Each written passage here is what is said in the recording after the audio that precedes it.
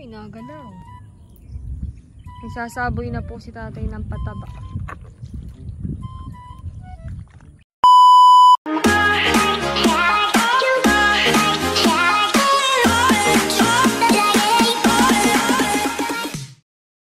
Hi guys! Ako si Mahal at welcome back sa aking channel. For today's vlog po ay pupunta po kami nila tatay sa Palayan at mangunguha po kami ngayon ng kuhol. So tara po. Maliwanag na po ngayon agad. Ngayon po ay alas 6 pala ang 6 AM pala ang po. Kasama po si Barunto. Let's go! Ayan po si tatay. Tatay! GATV.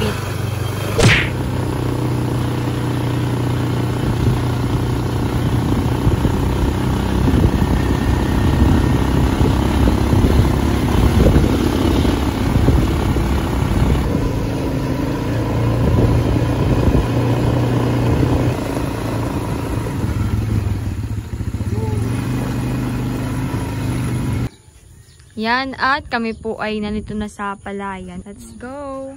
Mangunguha na po kami ng kuhol. Yan po si Barunto. Dito tanggalin mo na yung chanelas mo. Kailangan ulit akong makakuha sa Palayan. Ito daw po yung lalagyan. Si tatay po ay may pupuntahan laang daw.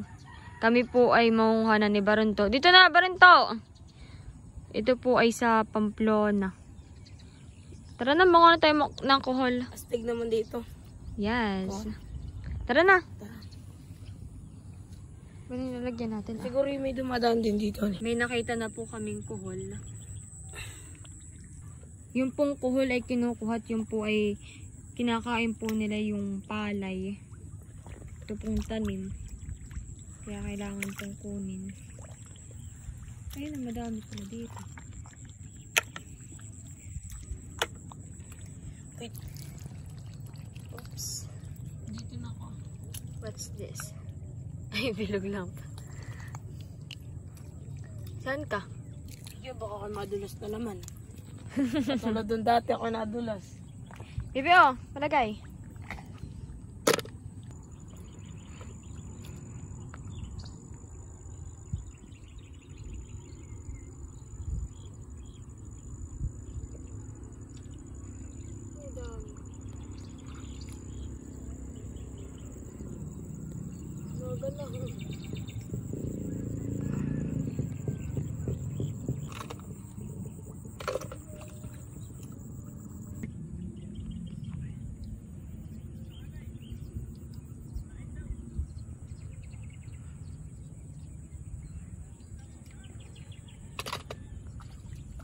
Marami sa gilid.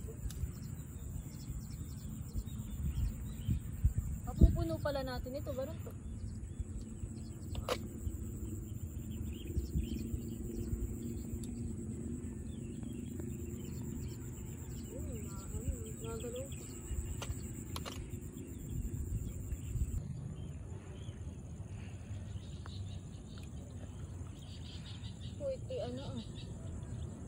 Nakadikit sa palay.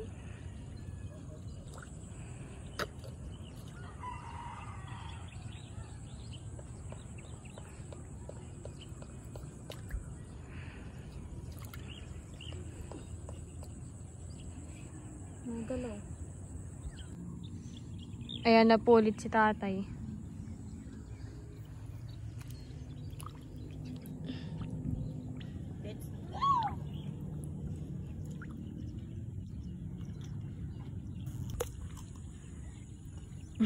Awed na. Kailangan po dahan-dahan lang din paglalakad. Baka mali at maapakan yung kuwan. Palay.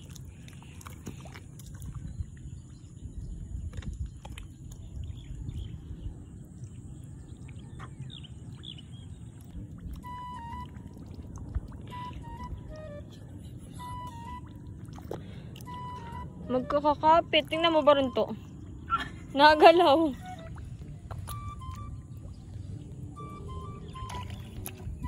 Kami po ay dito naman sa may gitna mangunguha. Mamaya na lang po sa gilid-gilid. Alam mo ate ko paano maglagay ng palay? Oo.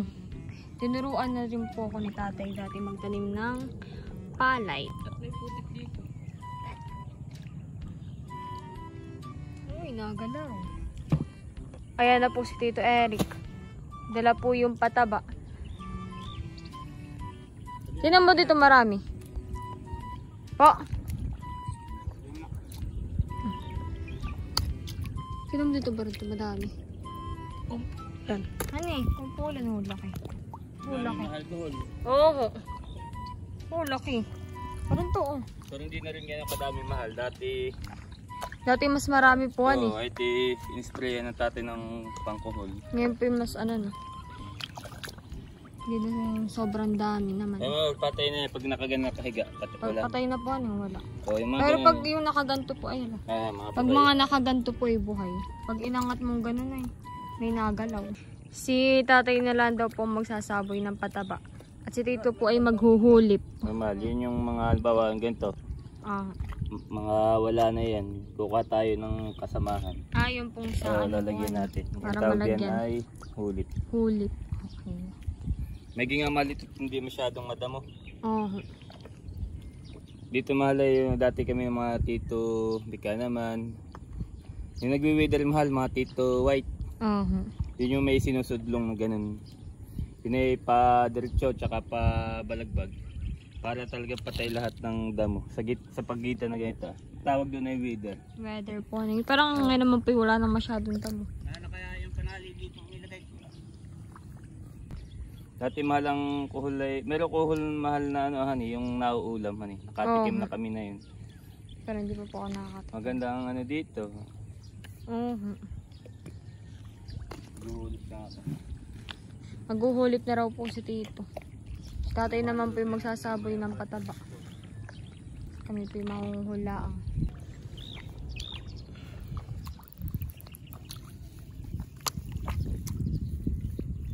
Parang dito daw dapat tayo manguha. Sa maraming tubig. Ate mo nila muna natin. Sige ka na. Tayo makuha na lang sa kami natin. Oh, lagay muna natin dito. Oo nga hani. Hani, marami. Tsaka mga buhay. Sa matubig daw, baron to. Marami raw doon. Mas maraming kuhol. Ayun. Nakita. Yeah. Ayun, laki. Hala. Oh, marami na rin pala. Pine-prepare lang po ni tata yung sasaboy po na pataba. Si tito po ay doon na po naghuhulip na po. Marami dyan.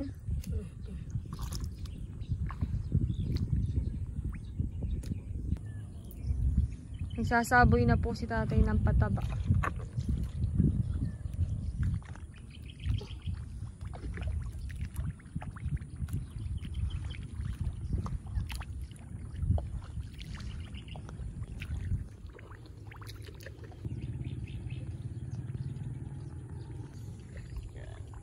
Tumalang tawag dito ay paghuhulip. Yun yung mga, di ba may tanim na. Aha. Yung mga kulang, yan natin lalagyan. Pero malapit na tanim, pag halimbawa yung taniman, Aha. ang tawag ay talo ka naman. Tatalok po han. Oo. Ngayon mahal ay ano na rin dito sa atin, mayroon pa rin yung traditional na pagtatanim, yung tinatawag na talok. Yung mano-mano. Opo. Talagang mano-mano Oo. pagtatanim. Kasi ay pwedeng orasan o kaya ay pakyawan. Magkaibang ano yung bawa per oras ngayon ay 80 yata mahal. Pag po Pagka pakyawan, pakyawan. bawa itong isang baitang ito, ang usap ng tatay doon sa mga magtatanim. O 2,000 ito. Nasa kanila yon kung kahit anong oras sila matapos yun. Ay pagka orasan naman, ay di pagka sila nakatatlong oras, kikwintay nila yon. Opo. Ngayon malay meron na din pagtatanim na ano, yung di makina. Meron na rin po. Oo, dito sa atin. Ang alam ko lang po yung ano po yung sa halimaw, yung harvester na ano. Dati mahal ay pagka mag-aani ay mano-mano din. Yung Opo. gagapasin. Tapos Nakikita ko po yun ay. kami mali na kamahabang kamay at yun ay ipunin namin sa isang gitna. Tsaka titraser yung tatawagin yung mamakinahin. Ayun ay mano-mano, ano na din. Karamihan na ginagamit na din ng tatawag na harvester, yung Tawag po dito yung halimaw. Oo. Dahil nga mahal nga ni talagang ano na rin yung ating mga magsasaka. Kailangan na din ng mga gamit na, pero saludo tayo sa mga magsasaka, talagang napakahirap mahal. Kaya pala tatay talaga dun dati nung kami mga bata pa, pag nasasayang ang mga kanin kahit yung mumulaang, dahil nga nararanasan talaga mahirap pagtatanim ng palay. Kaya dapat po walang nasasayang po. Oo. Yan, kaya saludo tayo sa mga magsasaka. Daming proseso, mahal pagtatanim. Tapos ibibilad pa po. Kaya naman nilalagyan ng tatay ng pataba para mas sumigla. Mas meron silang, mas gumanda yung tubo ng tanim. Opo.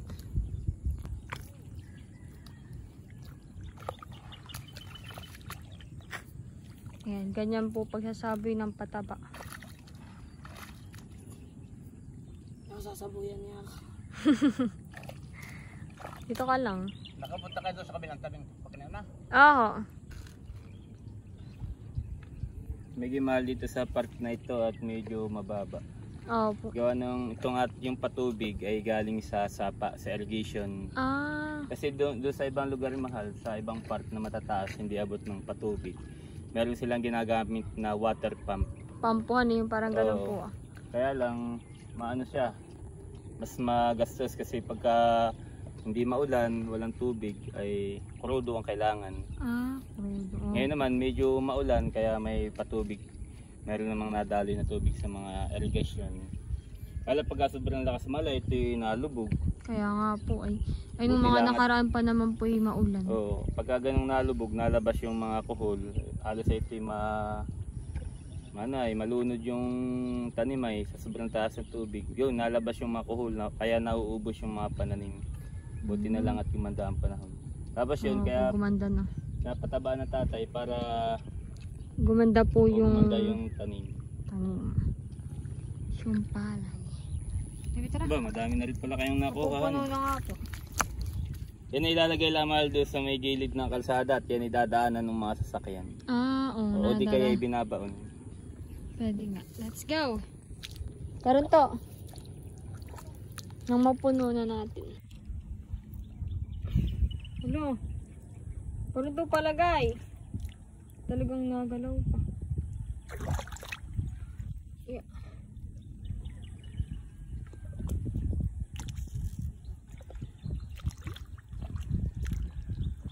Oops. Palagay nga muna ako. Wala mga buhay.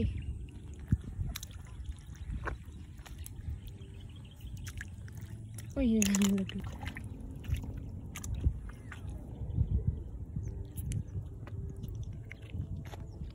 Yeah.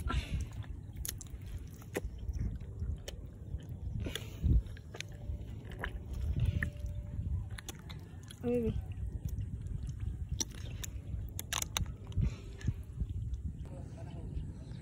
Dito po pala sa part na ito marami.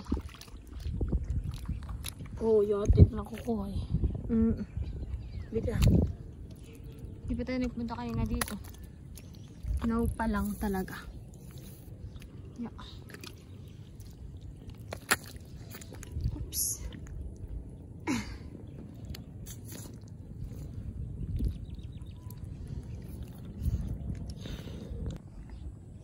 Madami pa pala dito, ganun pa.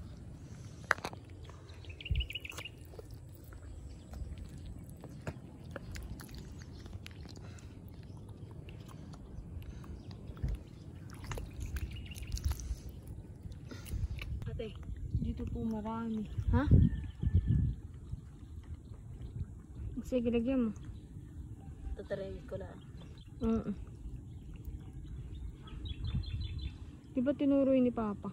Oo.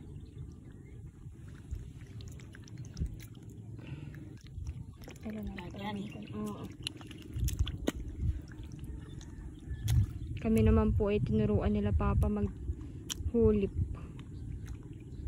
Tsaka magtalok. Nandun na lang kami. Tsaka po pag ganun. Tapos na po. Wow! Mapupuno na ay. Pupunuin lang ba natin yun? Yun ang goal. Mapuno. Ang isang timpang maliit. Kahit maliit ay mahirap. Oo. Marami rin pala yung laman. Hindi siya agad mapuno. Baby, palagay! Hindi na po namin masyado kinukuha ni Barinto yung mga wala ng laman. Yung mga may laman na lang po.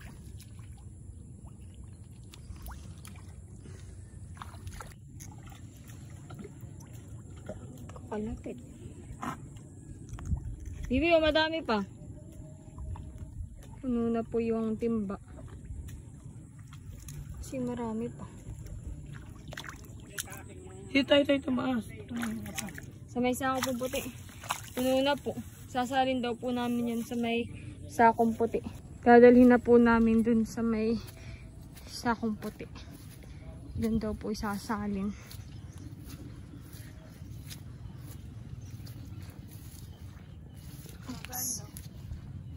Sa pagkasampa raw.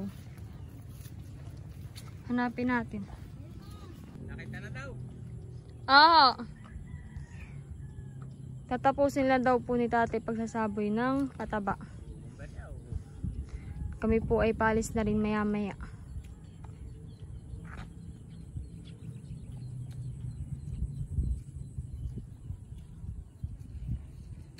Bisin mali ni ganyan na din kalago ah. Sabi ang katabi ah. Dito po han eh. So, kaya lang ay ito ilang araw na lumubog. Gawa nga po ng maulan. Walang tigil na ulan. Ayan, at kami po ay nakauwi na. Nandito na po ako ngayon sa tindahan. Dito po ako magbe-breakfast. Hindi na po ako nakapag-video nung paalis na po kami at nalobat po yung cellphone ko.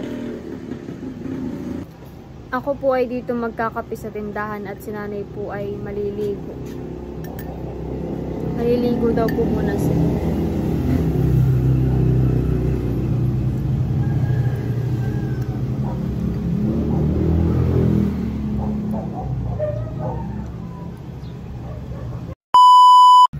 Ayan, bali katatapos ko lang pong maligo. At ipapakita ko po sa inyo ngayon yung work immersion shirt po namin. So, ito po. Meron pong nakalagay na section po namin. Tapos, yung strand ko po, STEM. Science, Technology, Engineering, and Mathematics. Tapos, sa likod po yung nakalagay na work immersion. So, bali ito po yung susuotin namin. At, sa Monday po ay start na po ng aming work immersion. Yung po ay parang OJT. Tapos ako po ay mag-work immersion ay sa lying in. Ang tawag din po ng iba ay paanakan. Yung po ay malapit lang dito sa amin. Malapit lang po yun sa may munisipyo. Tapos yun po ay start na sa Monday from 8 AM to 5 PM. 2 weeks po ang aming work immersion. At nung pong last week ay nakapag-pictorial na po kami, nakapag-graduation pictorial na po kami at exam. At meron na rin pong date kung kailan po ang aming graduation. And so malapit na. Wala na pong 2 months siguro ang aming pasok. At ako naman po ay nag-entrance exam na rin po. So almost 2 months na lang po ang aming pasok. Ako naman po ay nag-entrance exam na po sa mga university. Bali, yung SLSE po sa Lokban, Quezon ay pangatlong entrance exam ko na po. Nakapag-entrance exam na rin po ako sa Maynila. Ayan, 2 po yun yung sa Maynila. Tapos ay meron pa po kami po ng mga friends ko, kaklase ko. Meron pa po kaming ina-applyan na ibang university. So ayan, preparation for college.